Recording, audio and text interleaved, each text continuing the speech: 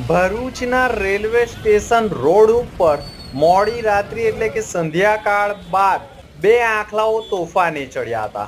ભરૂચના પાંચબત્તીથી સ્ટેશન તરફ જવાના માર્ગ ઉપર રૂંગટા વિદ્યાલય આવેલી છે અને રૂંગટા વિદ્યાલય નજીક ફલશ્રુતિનગર તરફ જવાના માર્ગ ઉપર ઇન્દિરાનગર ઝૂંપડપટ્ટી પાસે જ બે આંખલાઓ ભયંકર રીતે તોફાને ચડ્યા હતા અને રોડ ઉપર રહેલા વાહનોને પણ નુકસાન કર્યું હતું. તોફાને ચડેલા આંખલાઓ ઉપર લોકોએ પાણીનો મારો પણ ચલાવ્યો હતો, પરંતુ આંખલાઓ છૂટા પડ્યા ન હતા.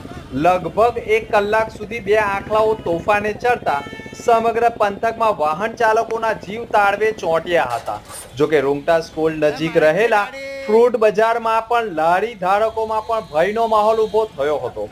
ભરૂચમાં રખડતા ઢોરોને પાંજરે પૂરવાની કામગીરી નગરપાલિકાની છે, પરંતુ નગરપાલિકા પણ જ્યારે ઘટના બને ત્યારે જ જાગૃત થઈને ઘોડા છૂટી ગયા બાદ તબેલાને તાળા મારવા જેવો ઘાટ ઊભો કરતા હોય છે.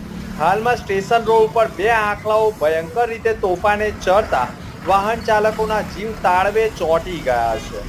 જો કે આ વિસ્તારમાં દિવસ દરમિયાન આ આંખલાઓ તોફાને ચડ્યા હોત તો નજીકમાં શાળા એટલે કે રૂંગટા વિદ્યાલય પણ આવેલી છે અને બાળકોથી અવર જવર વાળો વિસ્તાર છે.